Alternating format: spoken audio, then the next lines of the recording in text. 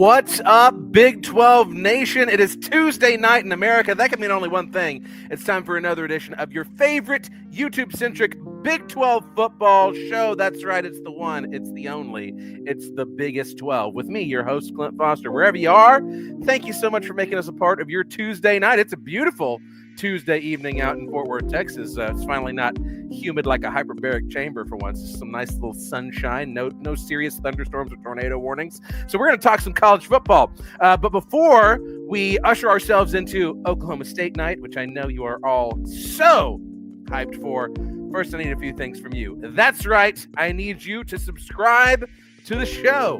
We're trying to get this thing to 1,000. Okay, that's not a big ask, especially with a vibrant community such as ours. So hit that subscribe button, hit the like, ding the bell. You know the things. This isn't your first day on the internet. Tell your friends, neighbors, relatives, enemies, otherwise workplace proximity associates. Tell everyone about it. We're trying to make this thing a movement. We're trying to do something here with the Biggest 12. And while you're hitting follows, follow me on Twitter at Clint_Foster55 and my personal YouTube channel at Clint Foster Creations.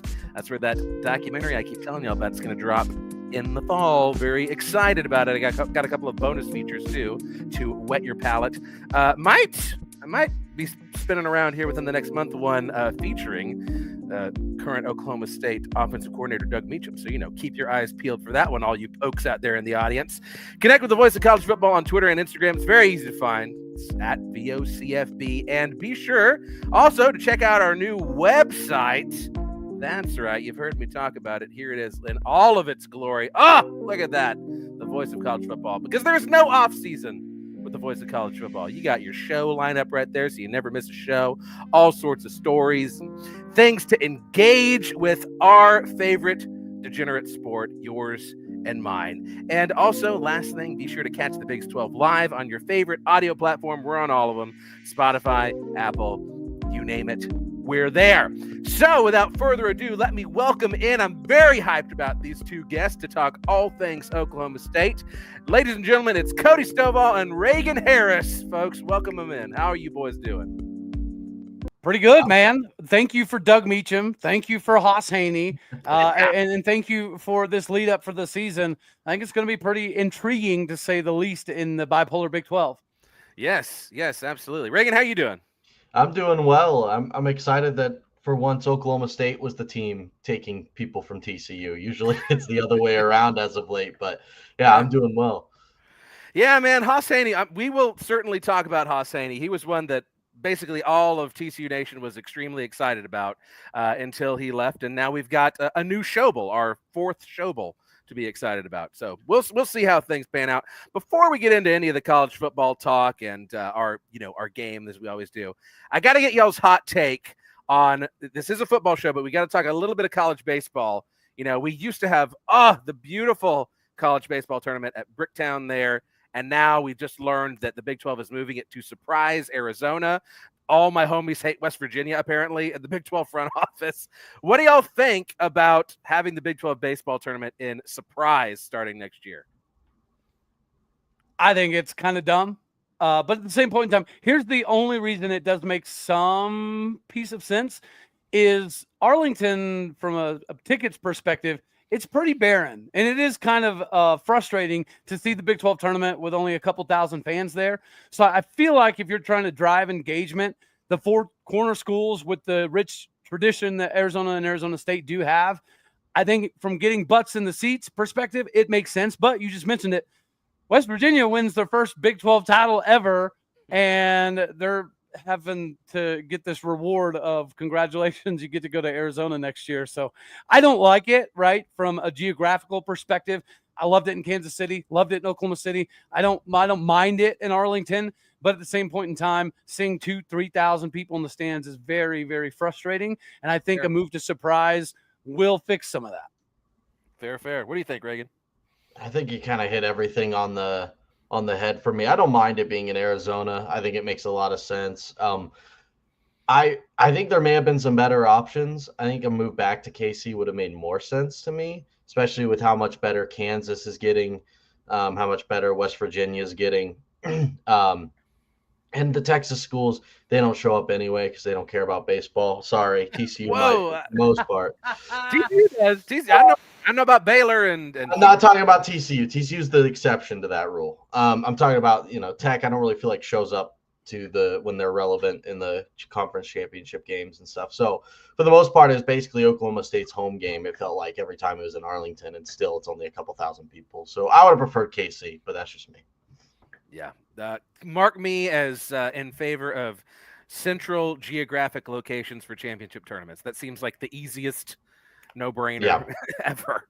And I do love Arlington for football because we always fill it up for football. Yes. Whoever's in the championship. Yes. But yeah. So we always left it. Reagan, this is your first time on the show. Cody, you're a friend of the show. We always like to start things out with a game. Last year the theme was tier lists. We did a whole lot of tier lists. I got some trivia for you today. All right. So this is Oklahoma State / State of Oklahoma trivia. 10 questions. We'll see. Do y'all want to go head to head or you want to work as a team, first of all? I guess whoever has the answer would suffice for me. We'll tag team it. Okay, perfect. So I will say, to throw down the gauntlet, nobody has approached Iowa State in trivia so far. They were 10 for 10 on their trivia. So that's the bar that you have to meet. They've got to be good at something. We'll give them that. Trivia is Cyclone territory. I'm okay with that.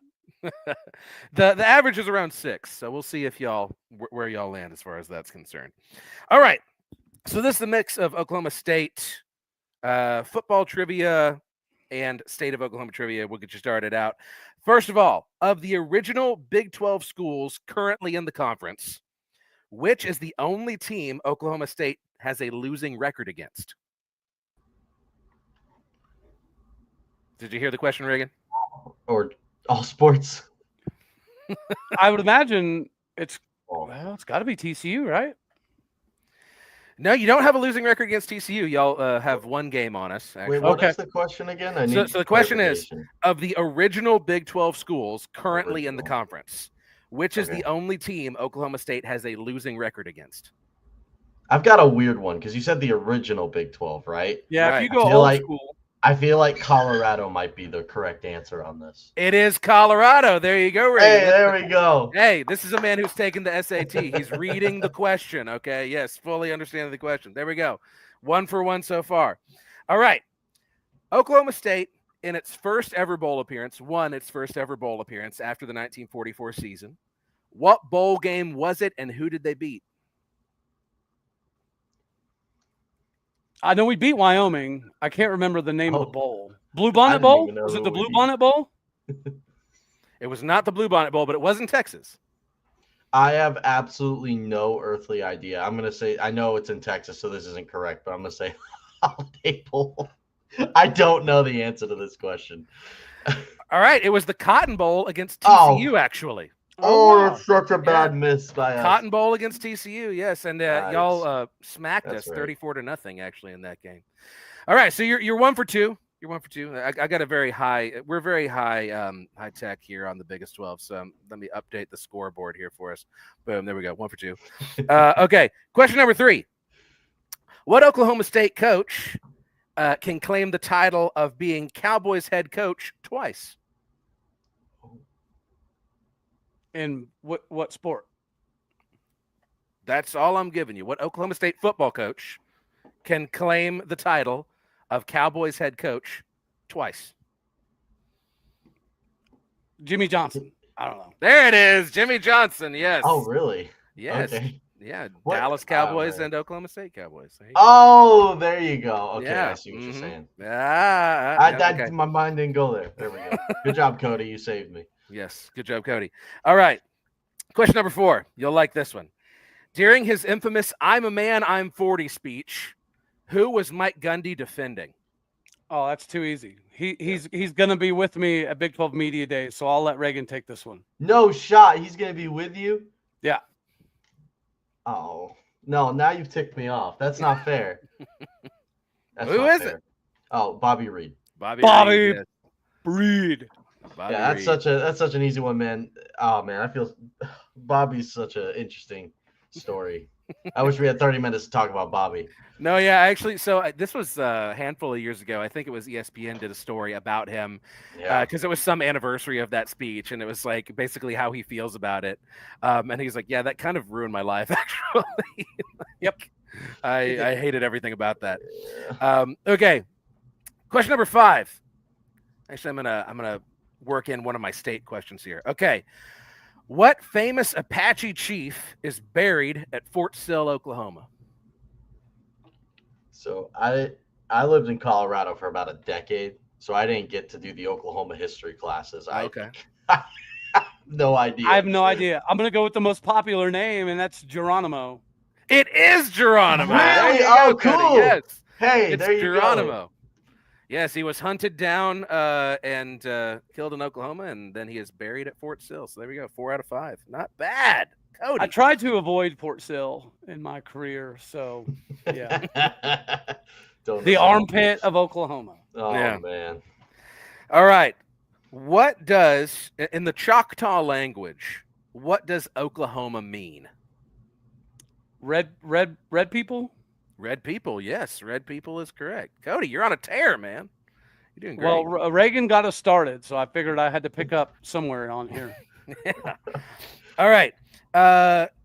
So this is an interesting. Okay, I feel like y'all will probably know this, but I feel like it might trip up somebody who's not, dyed in the wool orange. Who is the career rushing leader in Cowboys history? Terry Miller. It is not Terry Miller. That'd be Thurman Thomas. Thurman Thomas, yes, with 5,001 yards. Thurman Nice. Thomas. I think that's because he played. What did he play? 3 seasons before going pro, or did he just have 2 outrageous years? I can't remember, but I'm pretty sure. I think he played. I was looking at the stats last night. I think he played 1 more season than Barry Sanders. Yeah. So he might have played 4 actually. So keeping it with stats, who is the career leader in receiving touchdowns for Oklahoma State? A lot of good receivers in Oklahoma State history. Who's the career touchdowns? Oh, that's tough because that's tough. We've had so many good ones. I'm just gonna say I don't. Go ahead. I would imagine it would be Justin Blackman. That's what I was gonna say. It's too. not Justin Blackman. That makes the most sense, right? But it's not Justin Blackman. You have a guess, Reagan? It's James Rashawn. Washington. Oh, is it Wood? That's a good. Not James Washington is the yardage leader. Okay. What'd you say, Cody? Rashawn Woods. Yes, Rashawn Woods with 42 Yes. touchdowns. That was your second guess, so I can't give it to you. But Yeah. you got there eventually. So to save your pride. Okay. In the opening verse of "Oh, What a Beautiful Morning" in the musical Oklahoma, what is the corn as high as? A giraffe's ass? I don't know. I have no idea. You're close. You're close. You're close, actually. Reagan, are you a God. Rodgers and Hammerstein guy? Do you know? That's all you, I'm Reagan. sorry, Hey, I this is can't we even need to. think. Can we phone an Iowa State friend? I feel like they should know this answer. What was the question again? I completely. So we're forgot. talking about the musical Oklahoma! Exclamation point, Oh right? gosh, I should know this. I was a So theater this kid. is the opening song of the whole show. Oh, what a beautiful morning, right? And in the opening verse, the corn is as high as what? What is the corn as high as? A horse. OU Sooner fans' egos. Oh, Oh, not bad. The corn is as high as an elephant's eye. Okay, Oh! that's why I said you were close with the giraffe's ass. Okay. that's crazy. Yeah. All right. Yeah. I You like gotta give it. him half a point. 6.5. Dishfish knew it. Corn's as high as an elephant eye. Yeah, there you go. All right. So last question. This is to get you above average here. Okay, get you that 70. Let me update the scoreboard. Bloop bloop. Okay, last question, and this is one again that you should know. What was Oklahoma State's? Oklahoma State back when it was Oklahoma A&M. We're talking like turn of the century. What was Oklahoma State's original mascot and inspiration for the school colors of orange and black? Tigers and Princeton. We were Tigers, called the there. Princeton of the Prairie because There you go. Yep. because a faculty member had a prominent family member that was part of Princeton's beginning. Yes, sir. They tell you that story right when you sign up to go to university, and that's what happened with me. That's how I know that one. And that's your Oklahoma State Joe Exotic connection, by the way. It's full There we circle. go. Yeah. We needed that, Clint. We needed that today. So thank you for that one. Yeah. I'm surprised you didn't throw a Joe Exotic themed question in there. I actually considered it, but I was like, nah, we need to keep it like, Northeast Oklahoma. Somewhat sports related. Got it. Well, I actually did consider, like, what did Joe Exotic actually go to prison for? But his rap sheet is actually kind of long. So I was like, well, that's a complicated answer to that question. Yeah. So very nice. All right, let's talk some Cowboys football. And, I think the question on everybody's mind, especially folks who aren't, in it like y'all are, is how much anxiety is there in Stillwater right now? Are we feeling good about the season? Are we like, oh my God, Gundy's on the hot seat. What are we going to do? What's the feeling? How are y'all feeling, and how do you think people should be feeling? Go ahead, Reagan. I would say there's anxiety in terms of we've put a lot of money in this season. We've put our money where our mouth is, I think, for the first time. And so it's exciting to see what does that mean.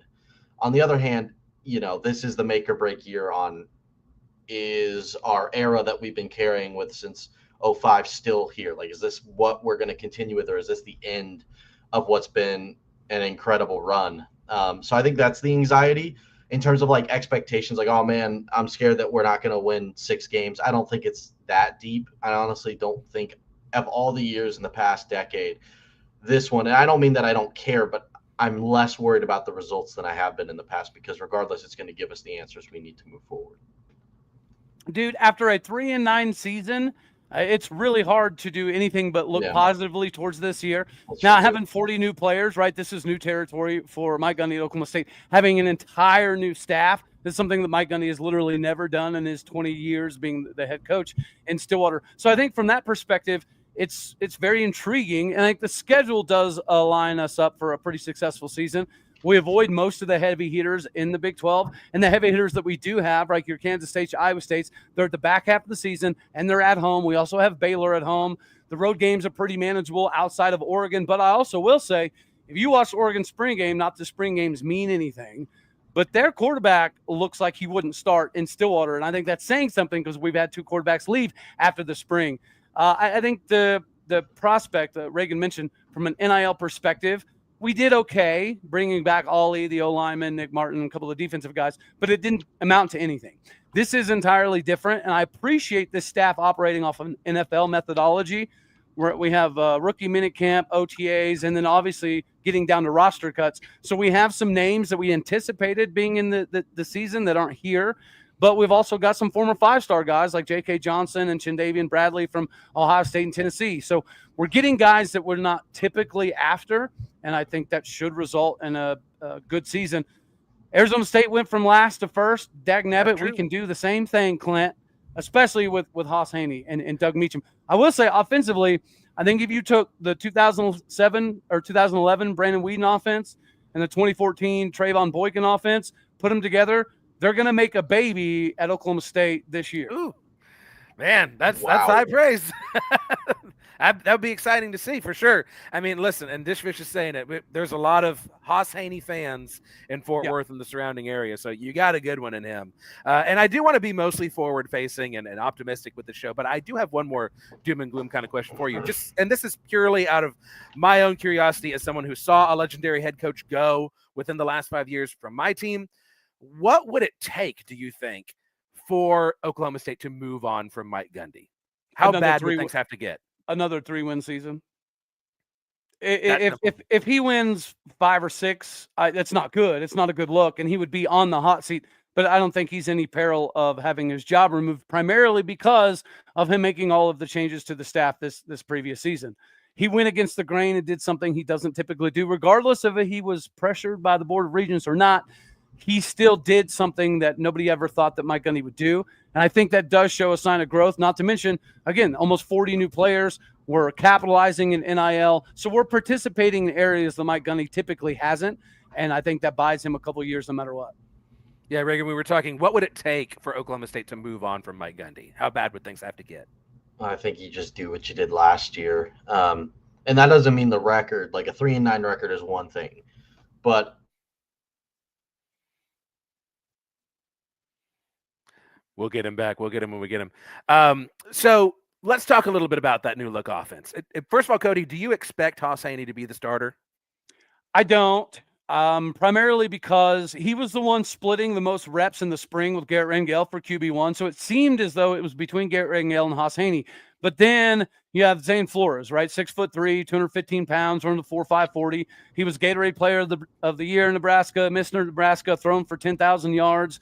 And so it appears as though we went with the upside of Zane Flores over like the immediate need of Garrett Rangel. I view it as they thought Garrett could maybe win him 7 games. The combination, right, there's the key. The combination of Zane Flores and Haas Haney should be able to do more of like a double-digit scenario. But no matter what, Haas Haney is going to play a lot, right? He may not be the quintessential day one starter per se, but he's going to have so many packages. It almost feels like this is going to be resembling a 2-quarterback system. Yeah. What are you expecting from the offense, specifically the Meacham and Flores combination, Reagan? This man's internet. Right, he's in and out today. Well, so I can tell you, I do know that we're still having some issues with the offensive line. We did bring in a couple big time transfers from the offensive line. We got the guy from Appalachian State that was sought after by a lot of SEC schools, and then we recently got the Wisconsin transfer to come over as well. So we're addressing some needs with the offensive line, but I think this is also a reason why we have multiple mobile quarterbacks. Is we're going to be on the run quite a bit. I have a feeling that we're going to use a lot of RPO and we're going to take a lot of deep shots. It's not going to be a lot of intermediary stuff. It's almost feast or famine, but you guys have witnessed whenever you have a quarterback as fast as Haas Haney that can run up and down the field with wide receivers, pretty often it puts you in a good spot. And then Zane Flores, if he can live up to the billing coming out of high school, Zane Flores has the prototypical size that you're looking for. Plus, people tend to forget, he legitimately played running back last year. Oklahoma State had 2 running backs go down in the spring, and Zane Flores chipped in and was an adequate running back. So we actually handed him the ball off. I think that versatility between the both of them, Zane Flores and Haas Haney, is going to allow our offense to at least be fun. The downside is you do create a decent amount of 3-and-out opportunities, which could put your defense in a precarious situation. But it'll at least be fun, and we'll at least be fast, and we'll at least take some shots.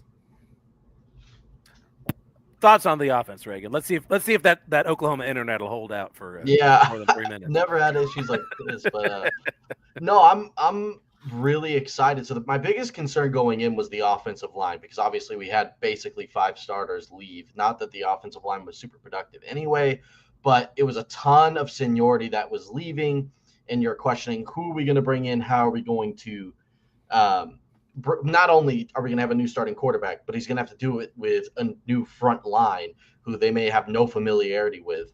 And so what we do is we get Cooper Bassett, who I think is one of the best hires of the offseason, period. Awesome offensive line coach from Utah State, also former Oklahoma State player. So he has a lot of ties to Stillwater, knows how to recruit, is going to be loyal, all the good things. And then I think the best part was then seeing who we brought in, because this is what I was saying when our NIL, we've done things that we've never done before. Our offensive line additions are awesome. I mean, you're looking at just making sure I get the names right, but the offensive lineman for Virginia Tech, can't think of their name off the top of my head. Cody, do you remember? Was it Bob Schick or something like that? Bob Schick from Virginia Tech. You got Marcus Keys from Appalachian State. You've got Louis Canepa coming over from New Mexico State. The Nebraska kid as well. Like really, really good additions. And the offensive lineman from Virginia Tech, I want to focus on him. That's a 6'5", 300-pounder. I mean, that guy played 20 games, allowed 0 sacks. So he's like one of those guys that you're looking at, oh my goodness, Oklahoma State just brought him in. So I think based on the offensive line production we had last year, now this year, I'd argue it's an upgrade. I really hope that they were specific in the type of packages that we are bringing into with Meacham.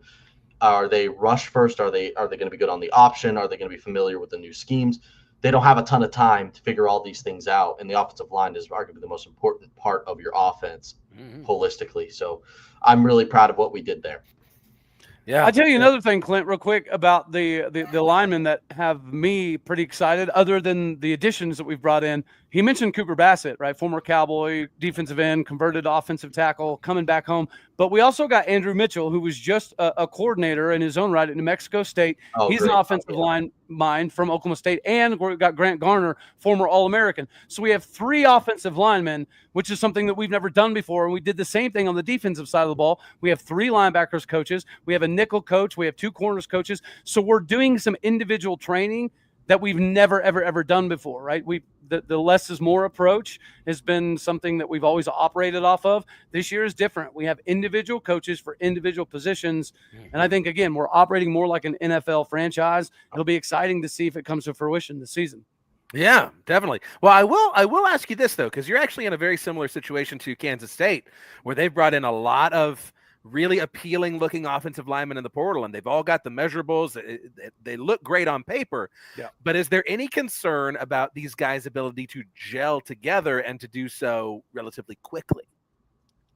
Yeah, I think Reagan nailed it. We weren't very good from an offensive line perspective, but when you have 5, 60 or 70-year seniors, from a continuity standpoint, that's got to be pretty good for at least the install of the offense. With having 40 new transfers, essentially, and a new defensive system, new offensive system, that continuity is not going to be there, right? So it's going to be a trial and error throughout the course of the season before we figure it out. That's the only downside to playing Oregon week 2 is we're not going to have any clue what the team's going to look like in week 2. And I think the offensive line will be a little bit of musical chairs because we have some guys like Jack and Dean and Noah McKinney and Louis Canepa that aren't exactly 100%. So we're currently rotating because we have to. It'll be interesting to see how long it takes throughout the course of the season before we dial that group in. Yeah, well, in keeping with the theme of uncertainty, Dishfish asked a great question earlier. Who replaces Ollie Gordon? Who are we looking to carry the load at running back there? Cody and I are going to disagree on this one. I already know, but you go first. Well, if we're going to have a 2-quarterback system, I think it makes sense to have the Thunder and Lightning package from a running back perspective. Obviously, Trent Howland is going to be the Thunder package guy. And then Rodney Fields was a true freshman that turned heads last year, looked a lot like a young version of Justice Hill. However, the guy who's been, in my personal opinion, kind of stealing the headlines at the running back group is Caleb Hicks, the OU transfer. Oh, we're good. We're good, Cody. Yeah. I've been shouting Caleb Hicks praises since he committed to Oklahoma State. I was talking to one of my OU buddies, an insider over at 247. We were discussing what that looks like how good Caleb Hicks is, and he says, "Man, that's the guy. If I were to look back on it, we're going to have to go and get someone out of the portal," which they inevitably did, and a kid from California, but he said that's a guy I wish we didn't let go of all the players because he has so much upside. This is a Sunday guy. Unbelievable speed. He's gaining muscle as well.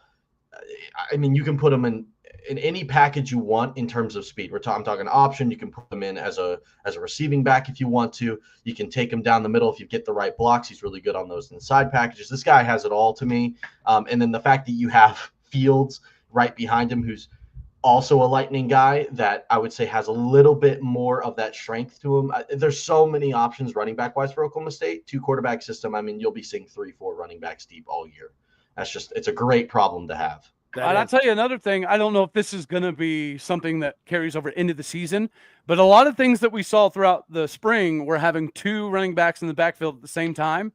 So I think that's going to be a pretty intriguing thing to see develop because with the running quarterbacks, when you have the differentiation between the Thunder and Lightning packages in the backfield, you have to respect it a little bit more. And I think the running ability of both Haas and Zane factored in with the running backs. We are going to be a matchup issue for a significant number of defenses.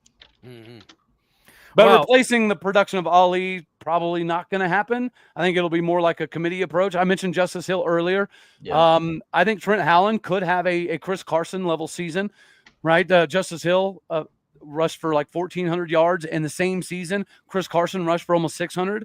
Now, do I think we're going to have a 1,400-yard rusher? No, I don't. But I do think that we could have a 1,000-yard guy and a 600-yard guy alongside a 500-yard running back as well. Before we move to the next point, Cody, I think something that we're not mentioning too is this isn't going to be the same offense. We're not going to have 13 runs up the gut this year. It's just not going to happen. Yeah. So needing an Ollie Gordon type guy won't be necessary for Oklahoma State if they click in the areas that it seems like the offense is moving towards. It's going to be a lot more about the running back or the running threat of your quarterbacks, combined with at any moment in time you can hand it to Caleb Hicks, who can break off for a 65-yard run. And this is a guy that can run when he's at full sprint, no pads, 4.3. So he's really electric, super fast, super dangerous, and to have all types of options all over the place is going to keep a defense guessing. Yeah, well, I do want to talk about defense because you want to talk about an area where there's not a lot places to go but up for Oklahoma State. What are you expecting? What have you seen in spring? Give us a sense of the Oklahoma State defense for next year. Savage, ruthless. Like I can't guarantee that we're going to be any good, but but I can tell you just from the things that we have seen, this is a significantly more enhanced defense. I think Brian Nardo, there were some things that happened throughout the course of the season that he didn't have control over, but the things he did have a control over, he didn't really excel at. But it was more of a simplicity, KISS method, right? Keep it simple, stupid. And this defense is significantly different. All the conversations I've had with guys are the playbook is very, very advanced. And that's why we lost some of the guys in the spring, like Jonathan Agumadou and Yamil Talib, guys that played the previous season. It's just because the playbook is so much bigger now. And every play has like 3 or 4 different variations off of that.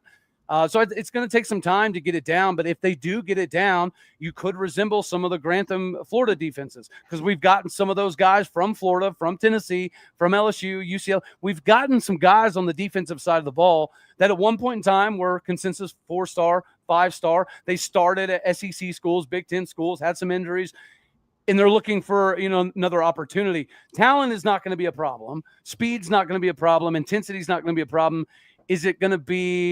Are we going to be in the right spots and understanding the coverages? I think that's going to be the precarious spot. It's well put. The package is all due to that we brought in an NFL guy. And the thing about Grantham, too, that I really like is he's done a lot more than just the defense. And you may say, well, he's a defensive coordinator, but he's brought in that NFL mindset to Oklahoma State, which I think is important because that's the direction college football is heading. Yeah. And it's the teams that have got ahead of that understand that these guys have to be treated more like professional athletes now, that are ahead of the curve, generally speaking. And it's why, for example, Oklahoma, who's had all these outings in the transfer portal, has been able to stay together because they treat their program like it's an NFL level situation. I think that's what Grantham's bringing, which has also brought the money through the doors. I mean, you look at Zaquan Patterson. That's one that I'm so excited for. I don't know about you, Cody, but from Miami, This guy. And he's got 4 years left. I'm telling you, he's an SEC level guy playing at Miami who doesn't know how to put together a defense or an offense in a given year. It's their choice of which. So now he gets to come over under an NFL coach who's actually pretty good with safeties. And then, I don't know how to pronounce his name, but you had that guy from UTEP. Is it Duhan? Is there Duhan? Oh, Kyron Duhan. Yeah, this is a guy at 7 sacks, 21 tackles as an edge. So completely dangerous, absolute beast, super fast. So we brought in guys. And I think that if Grantham, the one concern for him is third downs. I've seen that a little bit in some film I've seen as well, especially third down in medium situations. I don't understand. It's one of those things where they can't decide if they want to be backed up all the way to the line or all the way pressed against the receivers. So I hope that they can figure that out. They're hoping they have the speed with the linebackers that they brought in to compensate for maybe some lack of experience from the corners. But I think the defense, more so than the offense, is a 2 to 3 year process. So the first year is not going to be that great. Second year is going to be a lot better. Third year, you're going to have a ton of seniors across the defense. And we brought in some experience to plug in for that this year. But I think specifically give Grantham 2 or 3 years to really plug in a very complex NFL level system at Oklahoma State. That's my opinion on it. Perfect. All right. Well, we're going to look at the schedule here in just a minute. But first, a quick message from the boss man, Mark Rogers. Here we go. You can make a difference here at the Voice of College Football. Use the Amazon link. Financially contribute to the Voice of College Football without spending a penny. Same shopping experience. It's easy. Go to any video on any channel. Go to the description section and grab the link right next to the capital letters that say Amazon. Use that link, and Amazon will instantaneously convert to your account, settings, history, everything intact, just like whatever link you use right now. No difference.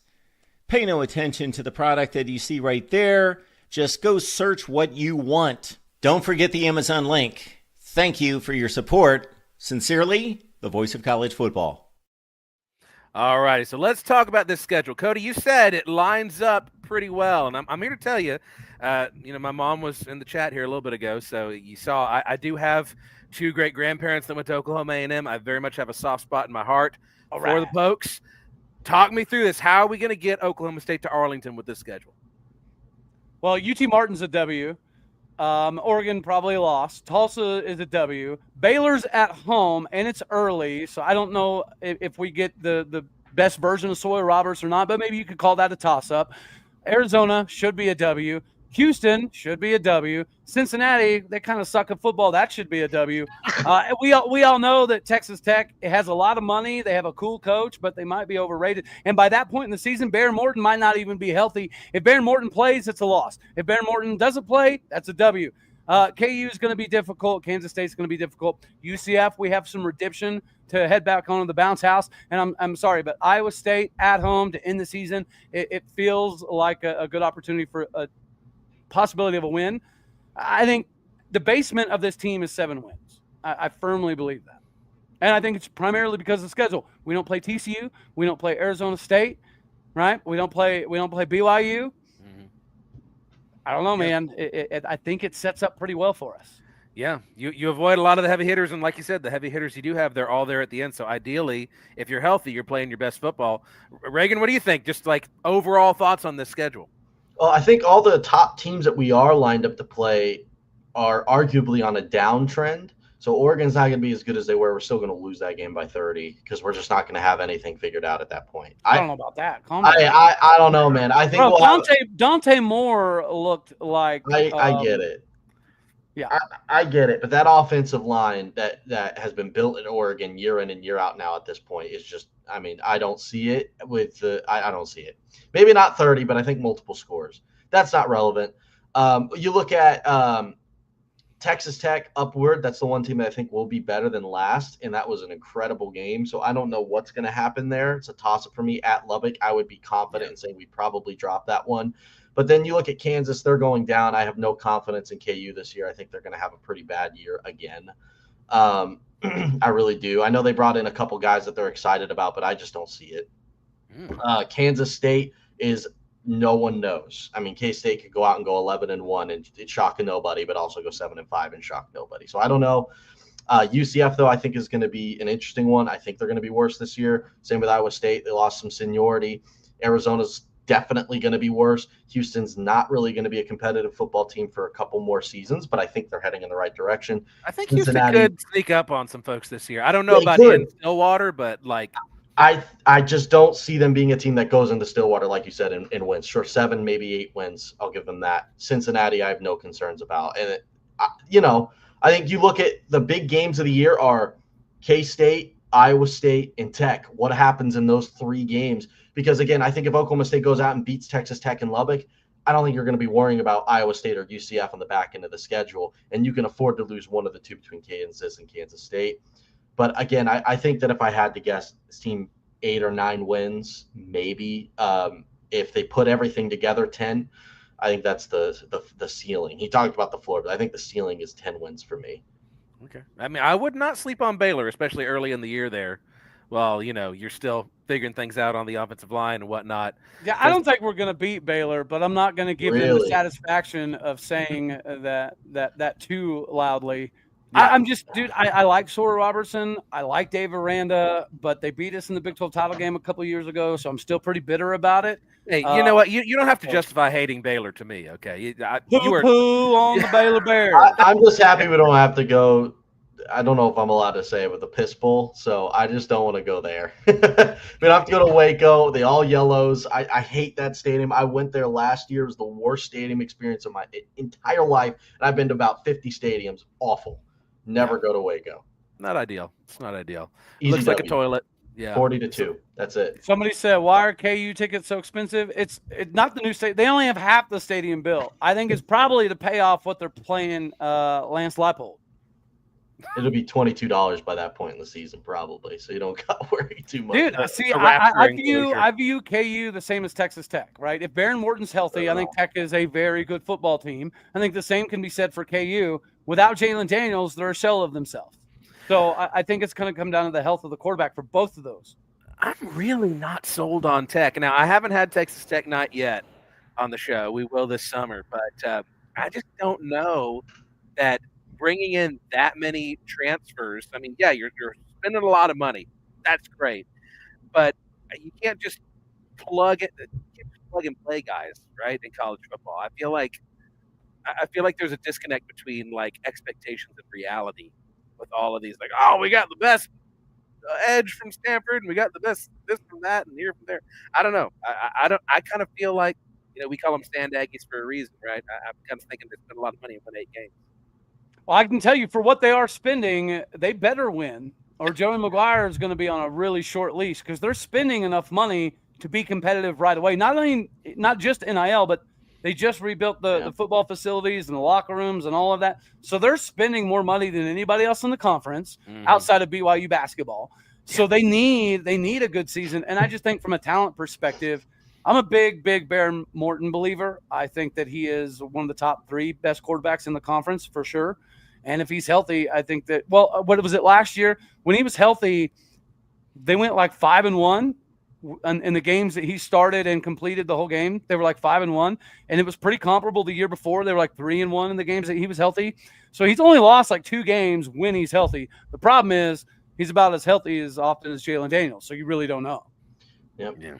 Tech is 11-1 or 6-6, and there's virtually no in between for them. I feel like it's boom or bust. And I don't mind regardless. I know you're a TCU fan, so you probably can't stand the Red Raiders. But of all the teams, I feel like Oklahoma State and Tech relate a lot, unfortunately, as much as I hate to say it. I mean, either one could say Xerox you about the other one. Who? Yeah, Baylor's our true nemesis. Okay. Yeah. Well, that's I have a T-shirt that's the good, the bad, and the ugly. Baylor is the bad, and University of Texas is the ugly. Right, so that's SMU might be getting up there with ugly now. I mean, I do like that people are hating SMU as much as I do. Finally, right when we're about to cancel the series for no reason. But when I think of when I think of SMU, I think of like an overinflated midget wrestling tournament. I feel like that's how they operate their entire existence. Yeah. Hey, I'm sorry. I love SMU. I have to because they put me in a group chat with all their famous Twitter people and the. Got it guy, and ever since they've just treated me with respect. So shout out to the Stangs. I guess. I'm sorry. I'm sorry. We found at least one other OSU fan who's definitely rooting for y'all against Oregon. There's Clint in the chat with his. There we go. There we go.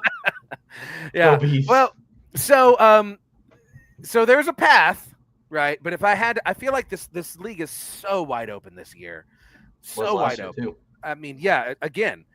Who is y'all's pick to end up in Arlington? Like, who are you seeing at the end of the season? I've got Texas Tech and Kansas State. Okay. I wish I was more interesting. I was exactly what I was going to go for, but to change it up, I'm going to go Texas Tech and Iowa State. Oh, I mean, I think Iowa State's going to be good again. They lost some receivers, but they got a lot coming back.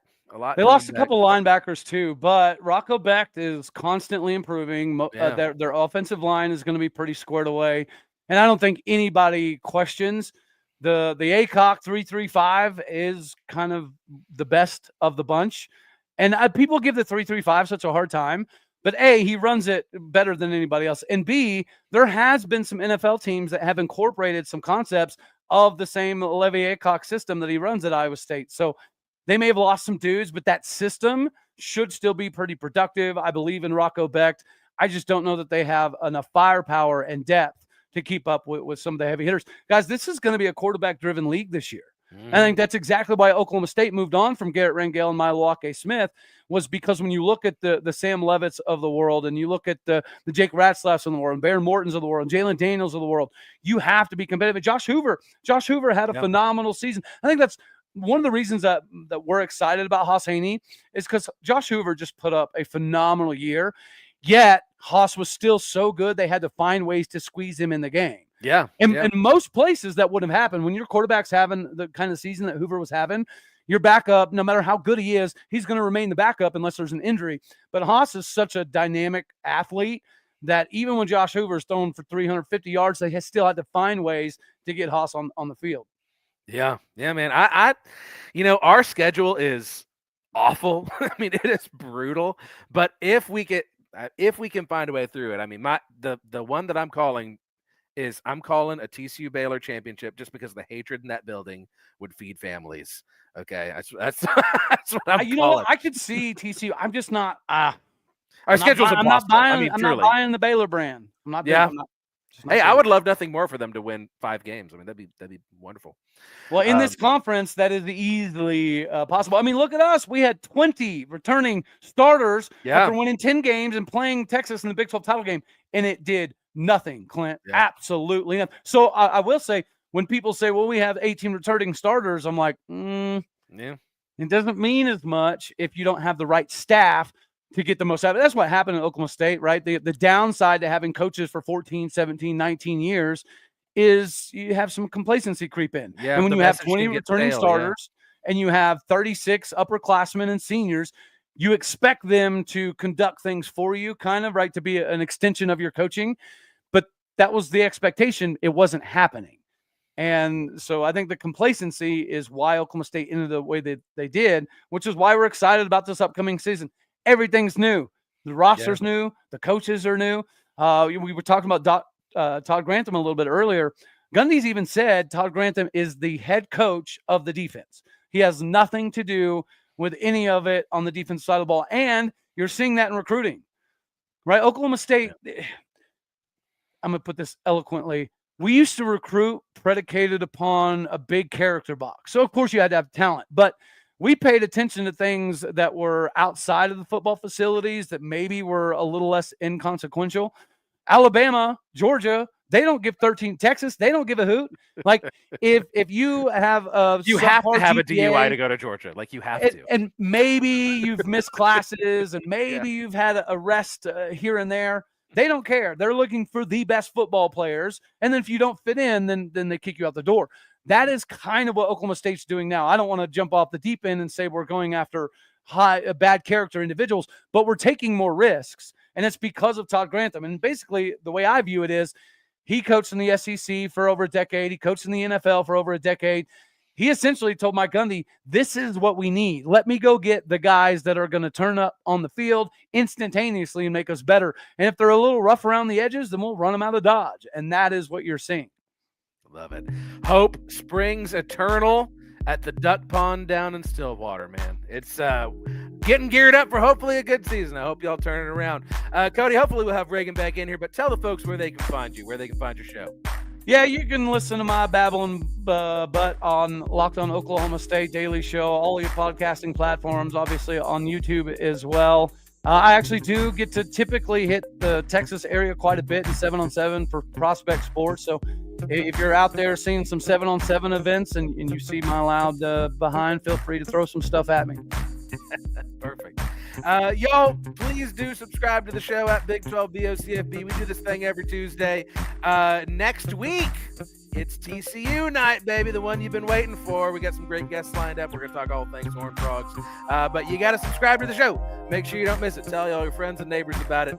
Follow me at Clint_Foster55 and my personal YouTube channel at Clint Foster Creations. And make sure you're checking out the Voice of College Football on Instagram, Twitter, the website, your favorite podcasting platform, all the places. Do the things. We love you. So, until next time, I love you. I hope your team wins. And go Big 12. We'll see you around.